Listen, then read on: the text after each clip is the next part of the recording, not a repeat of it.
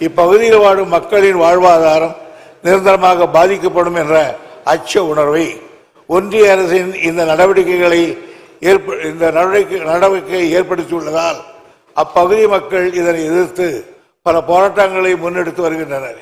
இவை அனைத்தையும் கருத்தில் கொண்டு இப்பகுதியில் வாழும் மக்களையும் பாதுகாக்கும் பொருட்டு இந்துஸ்தான் ஜிங்க் நிறுவனத்திற்கு டங்ஸ்டன் கனிம சுரங்க ஒப்பந்தம் வழங்கிய ஒன்றிய அரசின் நடவடிக்கையை கைவிடுமாறு மாண்புமிகு தமிழ்நாடு முதலமைச்சர் அவர்கள் மாண்புமிகு இந்திய பிரதமர் அவர்களை ஏற்கனவே வலியுறுத்தியுள்ளார்கள்.